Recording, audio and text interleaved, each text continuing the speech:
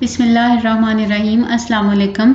हम आइसोमेरिज्म की different types discuss कर रहे थे। ये उसी लेक्चर की कंटिन्यूटी है। दो टाइप्स हम डिस्कस कर चुके हैं, position isomerism and chain isomerism. Now in this lecture in this video we will discuss third type of isomerism which is functional isomerism, और इसको हम सिंपली फंक्शनल ग्रुप आइसोमेरिज्म भी कहते हैं। फंक्शनल ग्रुप आइसोमेरिज्म, जैसा कि नेम इंडिकेट कर रहा है कि टू और more compound will have same molecular formula, they will have same type of carbon chain, same nature of carbon chain. What will be the difference? That they will differ in nature of functional group, यानी दो या दो से ज़्यादा compound का molecular formula same होगा लेकिन उसमें फंक्शनल ग्रुप की नेचर डिफरेंट होगी। मुख्तलिफ तरह के फंक्शनल ग्रुप लगे हुए होंगे, तो इस टाइप की आइसोमेरिज्म को हम कहते हैं फंक्शनल ग्रुप आइसोमेरिज्म। यानी simply we can say the isomerism which arises due to difference in nature of functional group,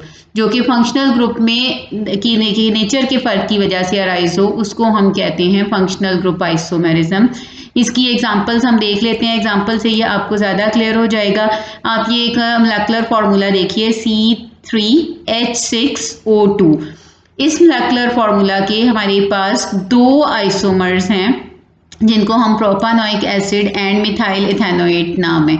अब इनमें क्या फ़र्क है इनके स्ट्रक्चर में? तो अगर आप नीचे देखिए C3, इस स्ट्रक्चर में आप देखिए 3 कार्बन है, H6 1 2 3 4 5 एंड 6 हाइड्रोजन्स हैं। इसमें इसी तरह से अगर आप इसमें देखिए तो इसमें भी 3 कार्बन हैं, 1 2 एंड 3, इसमें भी 6 हाइड्रोजन्स हैं। इसी तरह से इस कंपाउंड में भी 2 ऑक्सीजन्स हैं, इस कंपाउंड में भी 2 ऑक्सीजन है, दोनों का मोलेकुलर फार्मूला सेम है। फ़र्क इन दोनों में क्या है? इन दोनों में फंक्शनल ग्रुप का फ़र्क है। अगर आप गौर करें इन दोनों पे तो यहाँ पे आपको ये फंक्शनल ग्रुप नज़र आता है, COOH, कार्बोक्सिल फंक्शनल ग्रुप। जबकि इस कंपाउंड में अगर आप गौर करें तो इसमें एस्टर लिंकेज है, एस्टर फंक्शनल ग्रुप है। फंक्शनल ग्रुप्स आप पीछे पढ़ चुके हैं। इन दोनों का मोलेकुलर फार्मूला सेम है जबकि इनमें फंक्शनल ग्रुप डिफरेंट हैं। तो इस किस्म के आइसोमर्स को हम कहेंगे functional group isomers and the phenomena is functional group isomerism. इसी तरह अल्कोहल और ईथर्स जो हैं, आपकी बुक में अल्कोहल और ईथर की एग्जांपल दी गई है। अल्कोहल और ईथर भी एक दूसरे के फंक्शनल ग्रुप आइसोमर्स हैं।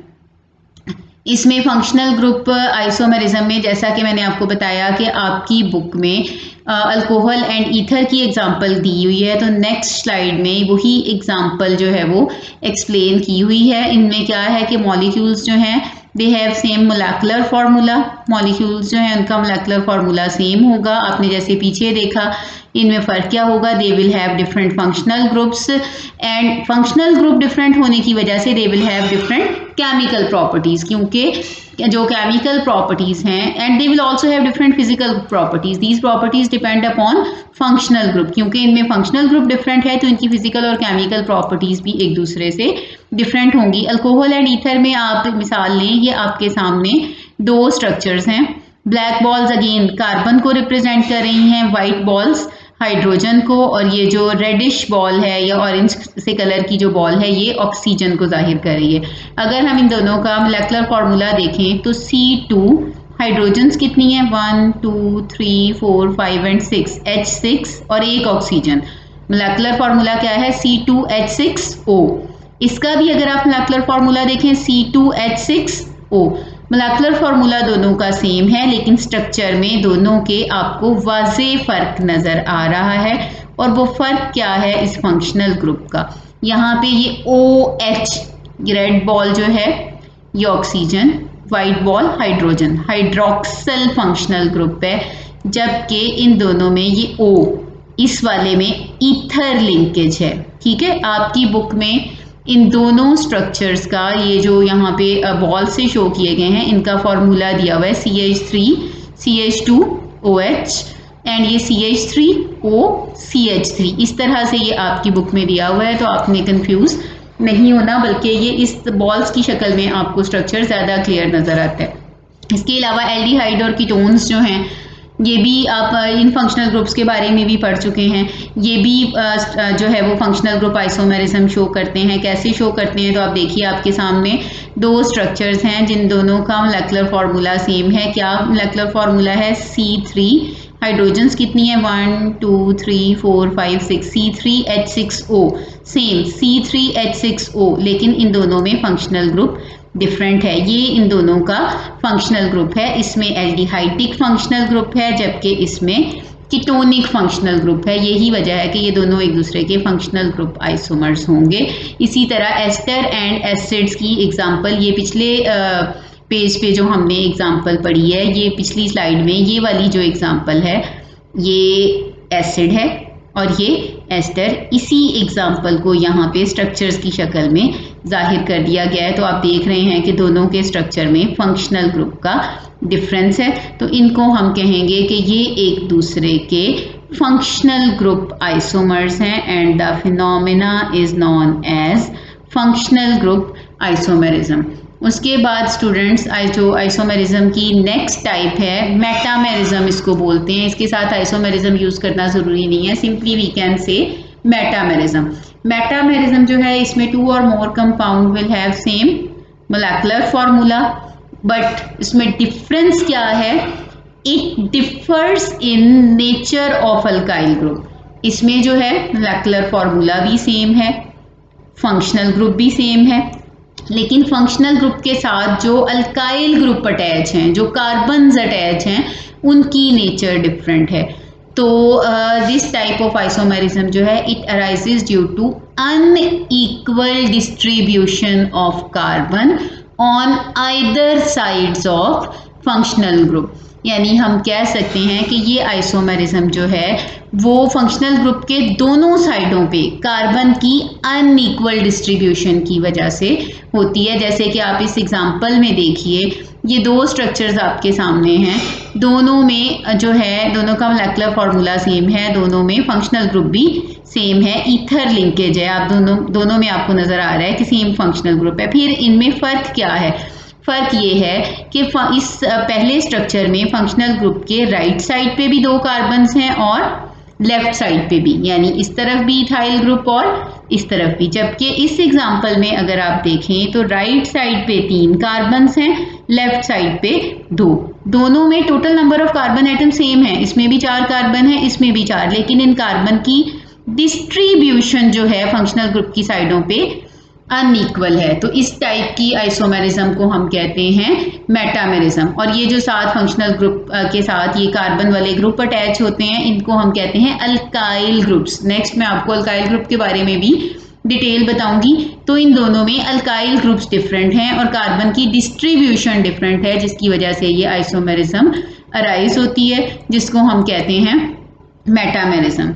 इसके बाद नेक्स्ट जो हमारे पास टाइप है रिंग चेन आइसोमेरिज्म है। मैं आपको पहले भी बता चुकी हूँ कि एफएससी के सिलेबस में रिंग चेन आइसोमेरिज्म नहीं है, इसको हम डिस्कस नहीं करेंगे। We will discuss last type of isomerism which is simply known as tautomerism. Tautomerism हम जिसको कहते हैं, इसमें भी क्या होगा? 2 और more compounds will have same molecular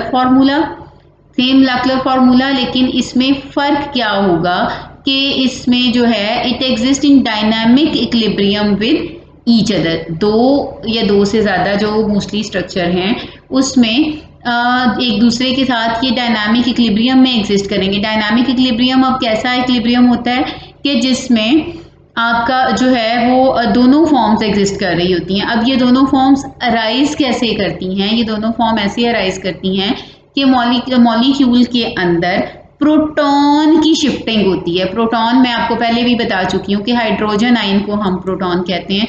तो मॉलिक्यूल के अंदर जो हाइड्रोजन आयन या जो प्रोटॉन है वो एक पार्ट से दूसरे पार्ट में शिफ्ट हो जाता है। इस तरह से जो आइसोमर बनता है उसको हम कहते हैं tautomer and the phenomena is tautomerism. अगर आप इस एग्जांपल पे गौर करें तो आप देखें कि यहाँ पे आपके पास इस पहली कार्बन के साथ 3 हाइड्रोजन्स हैं, दूसरी कार्बन के साथ भी 3 हाइड्रोजन्स हैं। जबकि अगले ही स्ट्रक्चर में अगर आप देखें ये कार्बन नंबर 3 है, इस जगह पे कार्बन नंबर 2 है, ये शो नहीं की हुई, लेकिन यहाँ पे क्या हुआ है कि कार्बन नंबर 2 से एक हाइड्रोजन तो इसके साथ मौजूद है। ये देखें एक हाइड्रोजन मौजूद है, ये कार्बन 2 है, एक हाइड्रोजन मौजूद है, दूसरी कहाँ गई है? यहाँ तो 2 हाइड्रोजन थी, दूसरी हाइड्रोजन आके ऑक्सीजन के साथ लग गई है। यहाँ इस ऑक्सीजन के साथ कोई हाइड्रोजन नहीं थी, जबकि यहाँ ऑक्सीजन के साथ अब हाइड्रोजन लग गई है। और ये हाइड्रोजन कौन सी वाली है? ये वाली हाइड्रोजन है जो कि अब आके ऑक्सीजन के साथ लग गई है। तो मॉलिक्यूल के अंदर ही प्रोटॉन की एक जगह से दूसरी जगह शिफ्टिंग हुई है।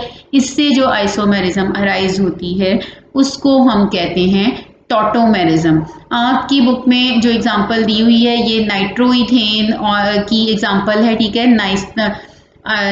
नाइट्रोइथेन है, एक फॉर्म को हम कहते हैं, और दूसरी फॉर्म को हम आइसोनाइट्रोइथेन कहते हैं। आपकी बुक में एग्जांपल जो है आई थिंक अमाइनो एसिड की दी हुई है, उसको आप स्टडी करें। उसमें भी सेम इसी तरह से है कि अमाइनो ग्रुप की जो हाइड्रोजन है वो अमाइनो ग्रुप से कार्बोक्सिल को शिफ्ट हो जाती है। अगर वो आपको समझ आ जाएगी तो ठीक है, नहीं तो I will explain it again for you. आज के लिए स्टूडेंट्स इतना ही। आइसोमेरिज्म की जो अगली टाइप है वो हम इंशाल्लाह नेक्स्ट लेक्चर में डिस्कस करेंगे। अल्लाह हाफिज़।